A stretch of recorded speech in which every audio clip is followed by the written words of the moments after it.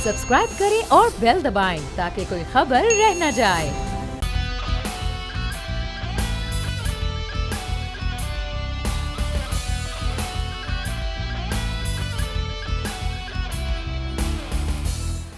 अस्सलामुअलैकुम नाज़रीन, प्रोग्राम में आपको कहेंगे खुशामदीद। मैं हूं महविश अनस और मेरे साथ मौजूद हैं बोल न्यूज़ के एडिटर इन चीफ नज़ीर लगारी साहब।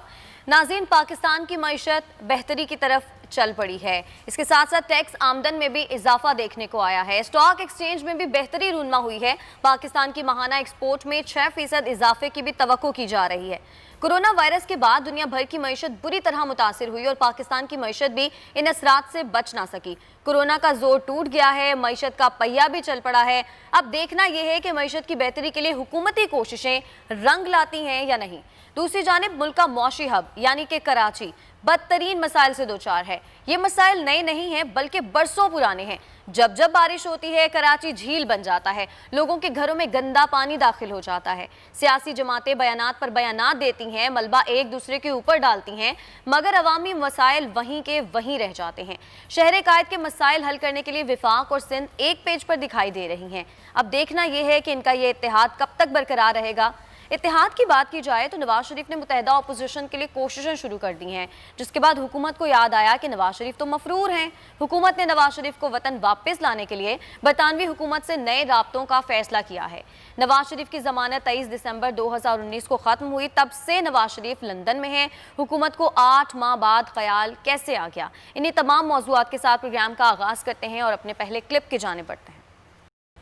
हुकूमत पर अपोजिशन की जानिब से हमेशा तनकीद की जाती है, लेकिन हम देखते हैं कि कोरोना की आलमी वबा के मनफी असरात के बावजूद मईशत बेहतरी की जानिब गामजन है। तो लगारी साहब, इसको हम हुकूमत की कामयाबी समझ सकते हैं? नहीं, ये एंकर साहब की कामयाबी है। अच्छा, एंकर साहब को बस ये आता है, हुनर है इनका।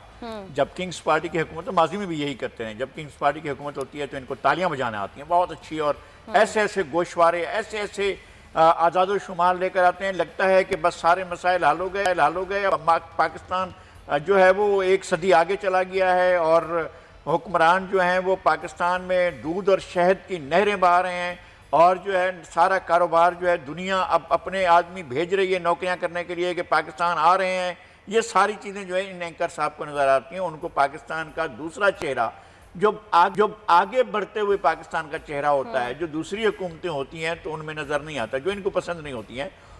पाकिस्तान में हालात बहुत ज़्यादा अच्छे नहीं हुए, लोगों की खाल उतर गई है, लोगों के अशाए जो सर्फ हैं वो बहुत महंगी हुई हैं, रोज़मर्रा इस्तेमाल के अशा की कीमतों में होशरुबा इजाफा हुआ है, लोगों की क़ुव्वत ख़रीद कम हो गई है। ये जो कह रहे हैं कि जनाब 2.5 साल की बुलंद तरीन सतह पर, 2.5 साल को मुद्दत तो बनाएं, 2 साल आपके बने और बाकी 6 महीने वो हैं जब पोलराइजेशन थी, जब पाकिस्तान के अंदर कोई एक्टिविटी नहीं हो रही थी, शाहिद खाकान अब्बासी की हुकूमत को चलने नहीं दिया जा रहा था, जब नवाज शरीफ जेल में पड़े हुए थे। ये उस वक्त के आज़ाद शुमार के साथ मुकाबला कर रहे हैं जनाब, बड़ा ज़बरदस्त ऐसा मुकाबला है कि बस इसका कोई जवाब नहीं है। भाई ये एंकर खुदा की खास मखलूक हैं, इसलिए इस तरह की बातें करते हैं। तो एंकर के मुताबिक तो ऐसा लग रहा है कि 2020 पाकिस्तान की मौशी तरक्की का साल होगा। नहीं, वो उनकी तरक्की का साल होगा। पाकिस्तान, अल्लाह करे कि पाकिस्तान तरक्की करे, अल्लाह करे कि पाकिस्तान बहुत आगे जाए, अल्लाह करे कि पाकिस्तान के मसाइल हल हों। मगर इस लीडरशिप के होते हुए मुझे शक है कि ऐसा नहीं हो सकेगा, इसलिए कि इनका इंटेंशन नहीं है, इनका तजर्बा नहीं, इनको आता नहीं है। ये मसाइल पैदा करना जानते हैं, मसाइल हल करना नहीं जानते हैं। और ये एंकर बादशाह, ये बादशाहों की अगर कोई पार्टी आ जाए तो फिर कमाल है, उसके साथ ढोल बजाएंगे। इनको ढोल बजाना बहुत अच्छा है। अच्छा लगारी साहब, एक जानिब बैरूनी कर्जे हैं, दूसरी जानिब पाकिस्तान के अपने मसाइल हैं। किस तरह की पॉलिसियां बनाने की जरूरत है कि पाकिस्तान आने वाले दिनों में बेहतरी की जानिब गामजन हो? पहले तो यह है कि अपने पाकिस्तान के लोगों पर भरोसा करें ना, पाकिस्तान के मास्टर्स पर भरोसा करें, पाकिस्तान के आम आदमी पर भरोसा करें, उसके पोटेंशियल पर भरोसा करें। आपका क्या है, आप उनके ऊपर बोझ रख देते हैं, फिर एक और बोझ रख देते हैं। आप कहते हैं कि जनाब आपके लिए तो प्याज खरीदना मुश्किल है, आप जाए ना कोयटा, अभी जाकर बताएं मुझे कि कोयटा के अंदर जो है वो आपको भिंडी की सूरत में मिल रही है, 250 रुपए के हिसाब से मिल रही है। आपको आम सब्जी जो है वो मटर जो है वो 200-250 रुपए का मिल रहा है। अब ये अगर सूरत हाल होगी तो और लोगों की आप खाल उतारने के दर पे होंगे और कहेंगे हमारे खजाने भरे हुए हैं। भाई आपने खजाने कैसे भरे? पेट्रोल की जो कीमतें आज हैं आलमी मार्केट के साथ मेल खाती हैं। अब जब $100 पर भी चली गई थी तब भी इतनी कीमतें नहीं बढ़ी थी जो इन्होंने बढ़ाई हैं कीमतें। अब तो कीमतें जो हैं वो तो मालूम होता है कि आधे से ज़्यादा तो ये अपने पास रख रहे हैं और पाकिस्तान के लोगों की खाल उतारने के दर पे हैं। ये इनको बहुत अच्छा लग रहा होगा। बिल्कुल। नाज़रीन, पाकिस्तान के सबसे बड़े शहर कराची की हैं। कराची के मसाइल गुज़िश्ता कई बरसों से बद से बदतरीन होते जा रहे हैं। इस शहर को कोई ओन नहीं करता, बल्कि इसको हमेशा लावारिसी कहा जाता है। इस हवाले से भी आपको क्लिप दिखाते हैं, फिर इस पर बात करेंगे। कराची के मसाइल हर गुजरते दिन के साथ बढ़ते जा रहे हैं। लगाई साहब, हर सियासी जमात कराची पर अपना हक जताती है, लेकिन कराची का हक कौन अदा करेगा? मेरे ख्याल में सियासी लोगों को अदा करना चाहिए। और अगर हुक्मरानी करनी है, अगर उन्होंने यहाँ पर रूल करना है और लोगों के साथ अपना कम्युनिकेशन रखना है, तो लोगों के मसाइल की तरफ तवज्जो देना होगी।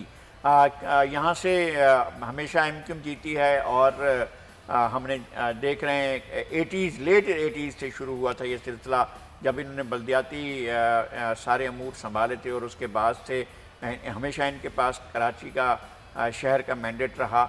इन्होंने क्या डिलीवर किया, क्या डिलीवर नहीं किया, इस पर बहस करने की इस वक्त तो कोई वो नहीं है, लेकिन ये है कि इन्हें भी डिलीवर करना है। PTI ने इस मरतबा इलेक्शन जीता है, उसे भी डिलीवर करना है। पाकिस्तान पीपल्स पार्टी सूबे में है, उसे भी डिलीवर करना है। अभी जनाब मुस्तफ़ा कमाल साहब ये इरशाद फरमा रहे थे कि अख्तियारात जो हैं वो मरकज़ से सूबों की तरफ आए हैं। मरकज़ ने, वफाक ने अपने अख्तियारात सरेंडर नहीं किए हैं। जो वजारतें डिवाल्व हुई हैं उनके मतवाजी डिवीज़न या वजारतें उन्होंने बना ली हैं। वफाक में भी वज़ीर तालीम है, वफाक में भी वज़ीर सेहत है, वफाक में भी इस तरह के महकमे हैं जिनका वफाक में होना जो है वो आइन के मुताबिक नहीं बनता है, लेकिन फिर भी मौजूद हैं और उनके फाइनेंसेस भी मौजूद हैं। अब भी वफाक के फाइनेंसेस तमाम सूबों के इज्तमाई बजट से कई गुना ज़्यादा हैं और वफाक सारे पैसे अपने पास रखता है। और वफाक जब NFC के तहत देना होता है तो सेंट तो चीख रहा है हमें 2.5 खरब रुपए नहीं मिले, तो उसका हिस्सा इतना ही बनता था, तो आता आपने दिए ही नहीं। जब वो दिए नहीं है तो फिर वो डिवाल्व क्या करेगा, फिर और नीचे। मैं ये नहीं कहता हूँ कि उनको छुट्टी मिल गई है, क्योंकि वफाक नहीं दिया, सूबा भी ना दे, सूबे को फिर भी देना चाहिए और अपने एनुअल डेवलपमेंट फंड से, सूबे के एनुअल डेवलपमेंट फंड से कराची के लिए एक बड़ी एलोकेशन रखनी चाहिए ताकि कराची की मुसीबतें कम हो। वफाक को खुद करना चाहिए, वफाक अपने प्रोजेक्ट को मुकम्मल करे ना। ये जो ग्रीन बस का प्रोजेक्ट रखा हुआ है, सारे शहर को उसने एक मुख्तलिफ सूरत हाल से दो चार कर दिया, उससे तो जान छुड़ाए ना ताकि डेवलपमेंट आगे हो। वो नहीं बढ़ रही है, वफाक अपना कंट्रीब्यूशन नहीं कर रहा है। वफाक रेलवे का हर मरतबा खुशखबरी आती है, जनाब 2 महीने में, 3 महीने में, अगले 2 महीने में, अगले 4 महीने में हम जो है वो इस पर काम शुरू कर देंगे। और ये जो सर्कुलर रेलवे है, बस आप देखेंगे कि यहाँ रेलगाड़ी चलती नजर आएगी। इस वक्त तक कोई आसार नहीं है इस बात के। करे वफाक भी बल्दियाती इदारों को मुकम्मल इख्तियार देना, क्या ये मसले का हल है? क्योंकि मुस्तफा कमाल साहब के दौर में बल्दियाती इदारों को ये तमाम इख्तियारात नहीं, मुस्तफा कमाल साहब के जमाने में इख्तियारात का मसला नहीं था। उस जमाने में जनरल परवेज मुशर्रफ ने बहुत ज्यादा फंड दिए थे। अभी मैं ये सवाल नहीं उठा सकता हूँ कि वो फंड पूरे इस्तेमाल हुए भी या नहीं हुए, लेकिन सवाल ये है कि इतने ज्यादा फंड हुए थे और उतनी किसी हद तक उसकी डेवलपमेंट हुई थी। लेकिन अगर इस तरह के स्पेशल एलोकेशंस हों, अगर वफाक ऐसे फंड्स दे और वो फंड्स इन्होंने बना दिए ना एक कमेटी, इस कमेटी को आप कहें कि जी मिलकर शहर की सफाई भी करे, गंदगी को साफ करे, इस मसले को तो हल करे ना पहले। फिर 2 बड़े मसले हैं, आपका मास ट्रांजिट का मसला है और पानी का मसला है। इसको मसले को हल करें। आप पहले सेवरेज का और गार्बेज का मसला तो हल करें ना, वो पहले चलें तो सही इस तरफ। सही। नाज़रीन, अपने अगले क्लिप की जानिब बढ़ेंगे। इंडिया मुस्लिम लीग ने फ़लस्तीन के हक में 18 करारदादें मंजूर की थी। कायदे आज़म की पॉलिसी क्या थी और अब इस वक्त वज़ीर आज़म इमरान खान की पॉलिसी फ़लस्तीन के हवाले से क्या है, इस पर बात करेंगे। पहले आपको क्लिप दिखाते हैं। माजी में तो फ़लस्तीन के हक में 18 करारदादें मंजूर की गई थी। लगारी साहब, क्या वज़ीर आज़म इमरान खान ने भी फ़लस्तीन पर वही पॉलिसी अपनाई है जो कायदे आज़म ने अपनाई थी? वाहिद वज़ीर आज़म हैं जनाब इमरान खान, जिन्होंने अब तक फ़लस्तीन के बारे में एक जुमला भी नहीं कहा है, ना फ़लस्तीन का साथ देने की बात की है, ना ये फ़लस्तीन गए हैं। इससे पहले हमारे जो हुक्मरान थे उनके राब्ते होते थे, यासिर अरफात के साथ, महमूद अब्बास के साथ, इस्माइल हानिया के साथ, हमारे माजी के हुक्मरानों के बहुत करीबी राब्ते थे। और यासिर अरफात जो तहरीक आज़ादी फ़लस्तीन के मरकज़ी रूह रवां थे, उनके बहुत करीबी मरासिम रहे हैं जुल्फ़िकार अली भुट्टो से भी और बेनज़ीर भुट्टो के साथ भी। और वो पाकिस्तान भी है और बेनज़ीर के उनके साथ मुलाकातें भी होती रहीं और राब्ते भी होते रहे हैं। लेकिन सवाल ये है कि ये इनका इंटेंशन क्या है, ये क्या चाहते हैं?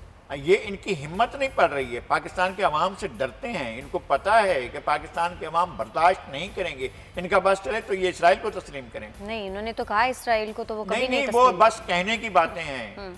मसला ये है कि इनका बस नहीं चलता, उनको पता है कि पाकिस्तान के अवाम का रिएक्शन इतना शदीद होगा कि वो हर चीज़ को एक तरफ रख देंगे और वो सड़कों पर आ जाएंगे। वो फिर पाकिस्तान के लिए एक बहुत बड़ा मसला हो जाएगा। ये इनके लिए मुमकिन नहीं है, मुमकिन नहीं है। मैं ये नहीं कह रहा हूँ कि इनके लिए मुश्किल है, मुश्किल नहीं, ये मुमकिन, ये कर नहीं सकते हैं। अच्छा, लेकिन इनकी ख्वाहिशात कोई बहुत ज़्यादा अच्छी नहीं है। करें ना भैया, आप सदर मुमलिकत हैं, आप जाएँ तो सही। जब नेल्सन मंडेला जा सकते हैं, नेल्सन मंडेला उनको इनवाइट कर सकते हैं, अब महमूद अब्बास को दावत तो दें इस्लामाबाद आने की। आप इस्माइल हानिया को जो वजीर आजम हैं फलस्तीन के, उनको दावत तो दें कि यहाँ पर आए। आप हमास से तो कहें, आप PLO से तो कहें कि आए यहाँ पर। आप उनके साथ यकजहती का इजहार तो करें। आप उनको ये तो कहें कि हम दुख में सुख में आपके साथ हैं। हमारे यहाँ से बहुत ही खतरनाक किस्म की कार्रवाइयाँ होती रही हैं। क्या हुआ था जनरल याह्या खान के दौर में जब ब्लैक सितंबर हुआ था? क्या हुआ था जनरल ज़िया के दौर में जब सबरा और शीतला की कैंप्स के अंदर जो है हजारों इंसानों को फलस्तीन ने तहस नहस कर दिया था, मार दिया था और उन पर बिल्डोज कर दिया था उनको। और इसी तरह से ब्लैक सितंबर किसकी याद में फलस्तीनी मनाते हैं? ये अगर पाकिस्तान के लोग सुन ले तो पता चल जाएगा। जनरल ज़ियाउल हक थे जिन्होंने उस वक्त जाकर फलस्तीन के अंदर कत्लेआम किया था। लोग आज तक याद करते हैं उस दिन को, ठीक, अपने हाथ से जाकर कत्लेआम किया था। कैसी बातें करते हैं पाकिस्तान के हुक्मरान अशराफिया जो। बिल्कुल नाज़रीन, मशरिक़ वुस्ता के अमन मुआहदे पर क्या असरात होंगे, इस पर भी आपको क्लिप दिखाते हैं, इस पर फिर बात करेंगे। मशरिक़ वुस्ता में अमन मुआहदा, ट्यूनिस ने इसे मुस्तरद किया है। लगारी साहब, इसराइल और UAE में अमन से होगा क्या?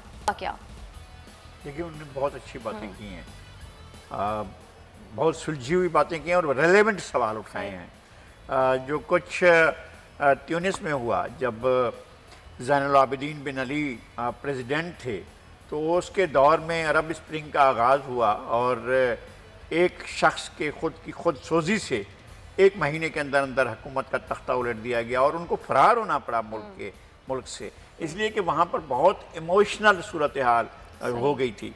फ़लस्तीन के मामले में इस्लामी दुनिया के अंदर चूँकि जमहूरियतें नहीं हैं, चूँकि अवाम को आवाज़ उठाने की इजाज़त नहीं है और इसलिए कि क्लोज सोसाइटीज़ हैं, लेकिन एक बहुत बड़ा गुबार वहाँ पक रहा है, बहुत बड़ा लावा वहाँ पर मौजूद है जो उबल पड़ने को बेताब है। आपको मैं अरब दुनिया की शायरी सुनाऊँ, ख़वातीन की शायरी, तो पता चलेगा कि जनाब वहाँ पर क्या हो रहा है और लोग किस तरह से सोच रहे हैं। हिस्सा हिलाल की शायरी पढ़ें को जो जिस तरह से इस सारी की सारी सूरत हाल को मुस्तरद करती है। सुमैर हम्माद की शायरी पढ़ें, पता चलेगा।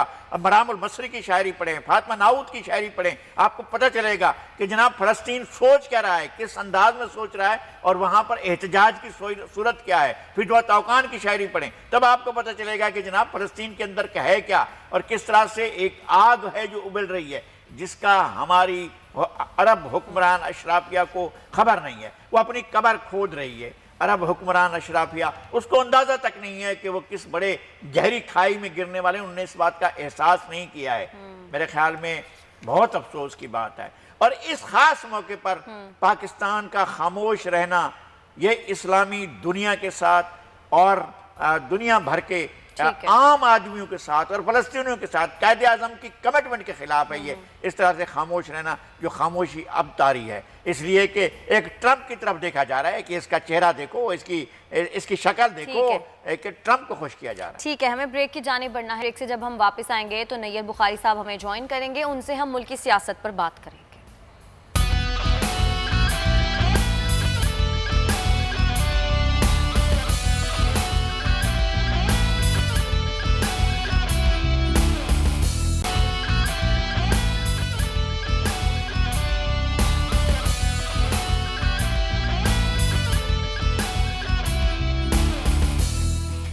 वेलकम वेलकम बैक नाज़रीन। आपको बताएं कि साबिक वज़ीर आज़म नवाज शरीफ सियासत में मुतहरिक होने लगे हैं। मुत्तहिदा अपोजिशन के लिए नवाज शरीफ ने मौलाना फजलुर रहमान से 2 बार राब्ता किया है, जिसके बाद उन्होंने मरियम नवाज से भी राब्ता किया और मौलाना फजलुर रहमान के शिकवे शिकायत दूर करने की हिदायत की है। नवाज शरीफ की सियासत में एंट्री के बाद हुकूमत की जानिब से शदीद रद्द-ए-अमल सामने आया है और हुकूमत ने नवाज शरीफ को वतन वापस लाने की ठान ली है। गुज़िश्ता रोज़ वज़ीर आज़म के मुशीर बराए एहतसाब ने प्रेस कॉन्फ्रेंस की। शहजाद अकबर का कहना था कि नवाज शरीफ की जमानत खत्म हो चुकी, उनका स्टेटस मफरूर का है। नवाज शरीफ को इलाज के लिए 8 हफ्ते बैरून मुल्क रहने की इजाज़त दी गई थी और उन्हें इस दौरान एक टीका भी नहीं लगा। नवाज शरीफ को वतन वापस लाने के लिए तमाम कानूनी रास्ते इख्तियार किए जाएंगे।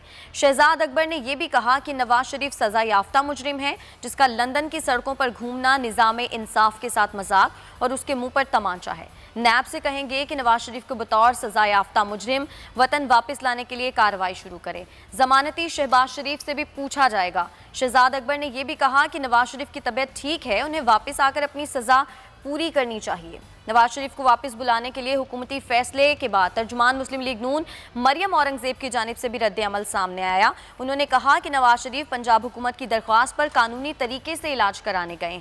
अगर रिपोर्ट्स पर शुबा है तो मेडिकल बोर्ड और वजीरों को जेल में डालें। लीगी रहनुमा एहसन इकबाल की जानिब से भी कहा गया कि PTI हुकूमत के होते हुए नवाज शरीफ धोखा देकर कैसे भाग गए। अगर ये धोखा है तो वज़ीर आज़म और यास्मीन राशिद इस्तीफ़ा दें। सारी सूरत हाल पर बात करेंगे। पीपल्स पार्टी के सेक्रेटरी जनरल नैयर बुखारी साहब ने हमें ज्वाइन किया है। नैयर बुखारी साहब, बहुत शुक्रिया आपके कीमती वक्त का। नैयर बुखारी साहब, जिस तरह से नवाज शरीफ साहब लंदन में बैठकर सियासत में खासे मुतहरिक नज़र आ रहे हैं, क्या आप नहीं समझते कि जिस तरह से हुकूमत कह रही है कि अब उन्हें वापस आना चाहिए, आकर अपनी सज़ा पूरी करनी चाहिए और उसके बाद अगर उन्होंने मुल्की सियासत में हिस्सा लेना है तो वो ले सकते हैं, आपका क्या स्टांस है? शुक्रिया। देखें, ये जो हुकूमत का मौक़िफ़ है, इस मौक़िफ़ में इनको कोई लीगल सपोर्ट नहीं, इसलिए कि अगर हाई कोर्ट ने फॉर सर्टन पीरियड इनको बेल दी थी और फिर इनको जो ECL से निकाला वो तो गवर्नमेंट का मौक़िफ़ था और गवर्नमेंट ने परमिशन दी। जब वो बेल थी फॉर 8 वीक्स और 8 वीक्स में वो वापस नहीं आए तो उस ऑर्डर में ये भी था कि अगर उनको एक्सटेंशन चाहिए होगी तो वो पंजाब गवर्नमेंट जो है इसको टेकअप करे और वो डिसाइड करें। अगर पंजाब गवर्नमेंट ने जब उसको रिफ्यूज़ल भी कर दी तो फिर जो कोर्ट जिसने बेल दी थी, जिसमें उनकी अपील पेंडिंग है, उसको हुकूमत ने रुजू किया। एहतसाब के जो मुशीर है, ये ख़ुद भी बैरिस्टर है, इन्होंने कोई एफर्ट्स किए और जब ये मामला अभी रिसेंटली हाई कोर्ट में आया, एक तोशा खाना केस के हवाले से जब नवाज शरीफ के वकला गए तो हाई कोर्ट ने क्वेश्चन किया कि ना तो मुल्ज़म ने हमें बताया और ना ही हमें अदालत ने बताया कि उनका क्या स्टेटस है। अल्टीमेटली वो पिटीशन भी विड्रॉ होगी। तो हमारा एक सवाल इनसे ये है कि क्या वजह क्या थी कि गवर्नमेंट ने क्यों नहीं कोई इनिशिएटिव लेके और जिस कोर्ट में मैटर सब जुडिस था उसके पास क्यों नहीं रजू किया? तो ये आपका क्या ख्याल है जनाब नैयर बुखारी साहब? नैब ने ये कहा है कि ना हमने भेजा ना उनकी वापसी में हमारा किरदार होगा, ये नैब का मौक़िफ़ है। कोर्ट ने कहा है कि हुकूमत ने ये काम किया है और हुकूमत ने हमें नहीं बताया है। 8 हफ्ते की ज़मानत पर जब ये देखा कि 8 हफ्ते से ज़्यादा गुजर गए तो पंजाब गवर्नमेंट ने या फेडरल गवर्नमेंट ने या एहतसाब के इदारे ने या जो भी जिनकी तहवील में थे, यानी जेल खाना जात के महकमे ने, फिर किसी ने क्यों इस तरफ पेशरफ्त नहीं की, क्यों नहीं गए हैं वो? देखिए, बुनियादी बात मैं ये समझता हूँ जी, बुनियादी बात हूँ कि ये गवर्नमेंट की इनकम्पिटेंस है। आप देखें पाकिस्तान में जब भी केसेस होते हैं तो स्टेट वर्सेस अक्यूज्ड होता है। तो ये स्टेट की जिम्मेदारी थी ये कि वो कोर्ट्स को रुजू करते, और या तो स्टेट की रिप्रेजेंटेशन तो गवर्नमेंट के पास है ना, स्टेट को तो गवर्नमेंट रिप्रेजेंट करेगी। गवर्नमेंट भी देखिए, गवर्नमेंट के इदारे होते हैं और नैब भी गवर्नमेंट का इदारा है। स्टेट का अदारा है। नैब उसमें जो था वो रिस्पोंडेंट था जब बेल मूव हुई थी। नैब ने बेल अपोज की थी। नैब वहाँ पे रिप्रेजेंट करता था स्टेट को, इसलिए नैब को मूव करना चाहिए। नैब को मूव नहीं करते तो इनका एडवोकेट जनरल मूव करता। एडवोकेट जनरल मूव नहीं करता, अटॉर्नी जनरल मूव करता। लेकिन रिस्पॉन्सिबिलिटी तो गवर्नमेंट की है और गवर्नमेंट स्टेट को रिप्रेजेंट करती है तो ना। फिर गवर्नमेंट को अब क्यों ख्याल है, क्यों वो ओवर एक्टिव हो रही है और क्यों अब ये दिखा रही है? गवर्नमेंट पैनिक हो रही है बिला वजह। अप्रोप्रिएट टाइम पे ये डिसीजंस नहीं लेते और इनको डिसीजंस प्रॉपर टाइम रहा मामला उनको नहीं, ये भूल चूक है या इंटेंशनली ऐसा हुआ है, ये समझ में आने वाली बात नहीं है। क्या ये भूल ये कर देखिए, ये तो फिर वो खुद समझ लें कि इनकी क्या अंडरस्टैंडिंग थी और क्या कमिटमेंट थी। ये उनको पता होगा या मियां नवाज शरीफ को पता होगा। फिर ये तो कहते हैं कि हम तो एनआरओ नहीं देने वाले हैं, हम एनआरओ नहीं देंगे, हमने कोई एनआरओ। तो ये सब कुछ क्या है, जब ना तो कोर्ट ने आर्डर किया। एनआरओ तो उन्होंने दिया, एनआरओ तो दिया उन्होंने, इसलिए कि कोर्ट ने तो उनको ईसीएल से नहीं निकाला, वो तो गवर्नमेंट ने अपना डिसीजन लिया। और देखें अभी मामला, ये एनआरओ की बात कर रहे हैं, अभी मामला उनका अपील जो है वो सब जुडिस है और उनकी कन्विक्शन कोर्ट ने की है। ट्रायल से पहले तो एनआरओ की बात हो सकती थी, कन्विक्शन के बाद तो मामला अपील जो है वो हाई कोर्ट में पेंडिंग पड़ी है। हाँ, अगर वो आर्टिकल 45 के नीचे कुछ पार्डन करना चाहते हैं तो वो इख्तियारात भी प्रेसिडेंट ऑफ पाकिस्तान के पास है। तो इसलिए मैं समझता हूँ कि कुछ ना कुछ तो ज़रूर है। जो लोग इतना बड़ा क्वेश्चन उठा रहे हैं कि गवर्नमेंट क्यों नहीं गई कोर्ट में और आज कोर्ट में लेके जा, अभी खत लिखा है तो उनकी हवालगी की जाए हमारे पास, तो ये गवर्नमेंट का जो अपने एक्शंस हैं ये भी क्वेश्चनेबल है। नहीं, ये एक्शन तो अब ले रहे हैं और बरतानिया से हवालगी की बात कर रहे हैं। इनके अपने इदारे क्या कर रहे हैं? ये तो इन्होंने वजारत खारजा के थ्रू मूव करने की बात की है कि इनके अपने इदारे सुप्रीम कोर्ट में, हाई कोर्ट में या जिस फोरम पर भी इनको जाना चाहिए था वहां तक तो ये अब भी नहीं जाकर बात कर रहे हैं। आप दुरुस्त फरमा रहे हैं, ये इनकी नायली है ना, ये इनकी कोताही है। मैं फिर अर्ज करता हूं, मैं इसको कोताही नहीं समझ रहा हूं, मैं समझ रहा हूं ये इंटेंशन है और ये एनआरओ का एक्सटेंशन है। तो दुरुस्त फिर मैंने तो पहले क्या दिया, एनआरओ दिया तो वो बाहर गए ना लगानी साहब जी। वो अच्छा, ये और जी ये देखें इनको, ये जो इतना एनआरओ पीट रहे हैं, अगर ये नेशनल रिकॉन्सिलिएशन ऑर्डिनेंस 2007 में ना होता तो आज मुल्क में जितनी ये जमहूरियत है ये भी नजर ना आती आपको, ये इंतखाबात भी नजर ना आते। अच्छा, पाकिस्तान पीपल्स पार्टी का इस सारी सूरत हाल पर अपना मौक़िफ़ क्या है? आप सेक्रेटरी जनरल हैं पार्टी का मौक़िफ़ क्या होगा? देखिए, पार्टी, हम तो इन दीगर के इश्यूज को तो हम डिस्कस नहीं करते, हम पॉलिटिकल सिचुएशंस को डिस्कस करते हैं, पॉलिटिकल इश्यूज को अपनी पार्टी मीटिंग में डिस्कस करते हैं। और इसमें आज जो पॉलिटिकल इश्यूज है बिल्कुल पीएमएलएन के जो लीडर ऑफ अपोजिशन है। नाज़रीन, यहाँ पर वक्त हुआ है एक ब्रेक का, हमारे साथ रहिएगा।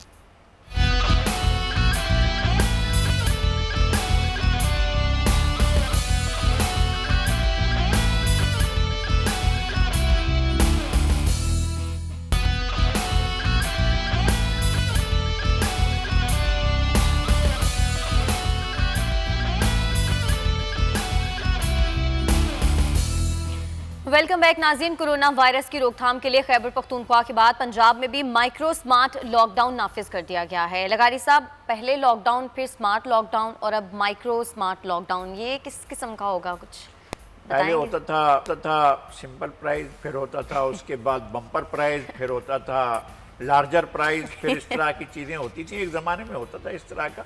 अब भी ये हो रहा है कि पहले वो लॉकडाउन को नहीं मानते थे, फिर उन्होंने कहा नहीं स्मार्ट लॉकडाउन करते हैं, फिर कहते हैं माइक्रो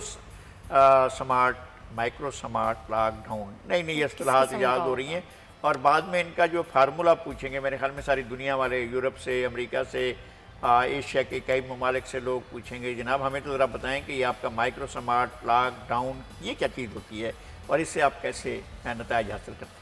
लगाई साहब, कराची की बारिशों की बात कर लेते हैं। बारिशें हो रही हैं और सूरत हाल है इस वक्त, लेकिन ये मालूम हुआ है कि कल से सफाई मुहिम भी शुरू हो रही है, नालों की सफाई भी की जाएगी, तजावुज़ात का खात्मा करने की भी कोशिश की जाएगी।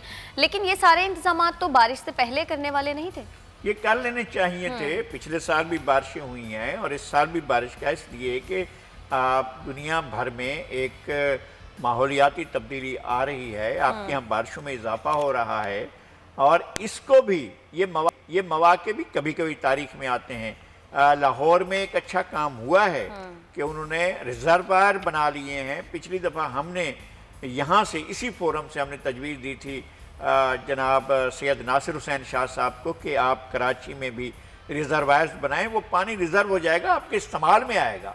अगर हम पानी रिज़र्व करेंगे, इतनी बड़ी बारिश हुई है, अगर हम लाखों क्यूसेक पानी रिज़र्व कर सकें, 3 लाख क्यूसेक पानी छोड़ दिया है इंडिया ने चनाब में, और वो पानी आ रहा है। वो पानी जब कराची में या जब सक्खर पर 1.5 लाख से ऊपर चला जाता है पानी, तो एक क़यामत की सूरत हाल हो जाती है। अब 3 लाख आ रहा है, संभालो उसको। ये तो यहाँ पहुँचते पहुँचते हर तरफ फैल जाएगा, फिर आपके पास पूरे दरियाओं में सैलाब आएंगे, बहुत बड़े वसी पैमाने पर।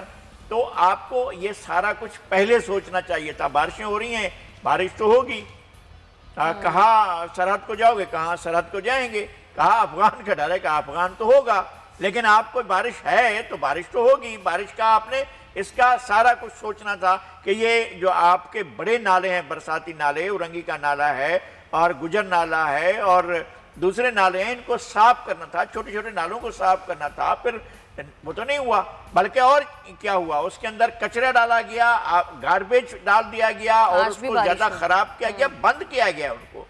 तो अब ऐसे अगर शहर को साफ करना है तो सुरजानी टाउन में बहुत ज्यादा पानी है, लोगों के घरों में दाखिल हो गया। आज भी जब बारिश होगी तो बेचारे लोग क्या करेंगे? मैं यही कह रहा हूँ कि अगर आज तेज बारिश होती है और अगर बारिश के जिसके इम्कान भी है, जिसकी पेशीन गोई भी की जा रही है, तो सूरत हाल और सबसे ज़्यादा इफेक्ट हो रहा है सुरजानी टाउन का इलाका, सुरजानी टाउन की वो बस्तियाँ, खुदा की बस्ती वहाँ पर इफेक्ट हो रही है। वहाँ पर लियारी की जो शिफ्टेड आबादी थी, लियारी नाले की, वहाँ पर आबाद की गई थी, वो आबादी बहुत ज़्यादा इससे इफेक्ट हो रही है।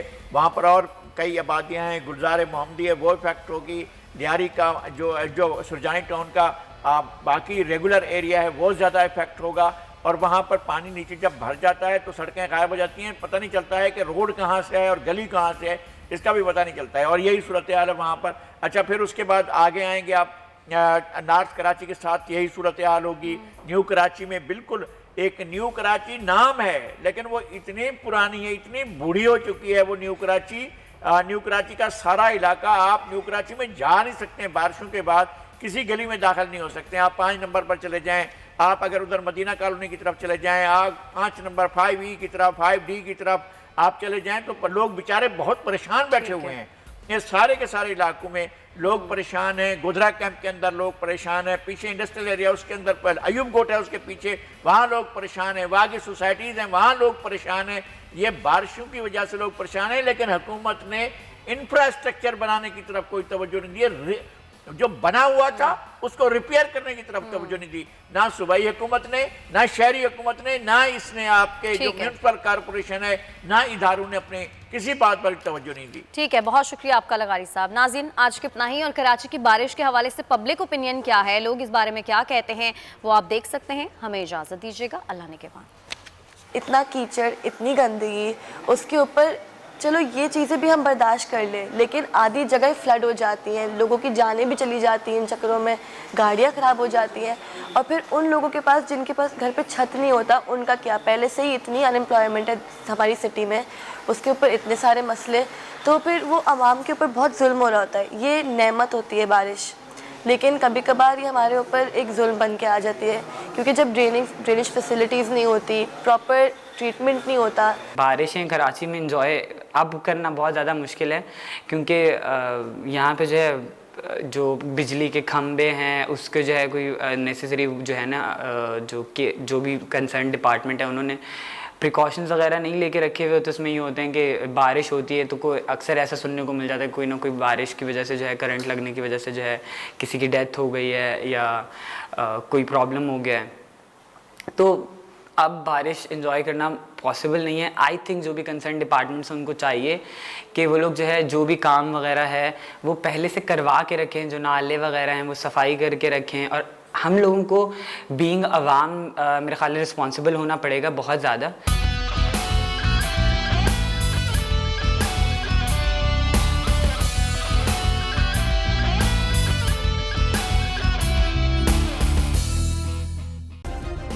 सब्सक्राइब करें और बेल दबाएं ताकि कोई खबर रह न जाए।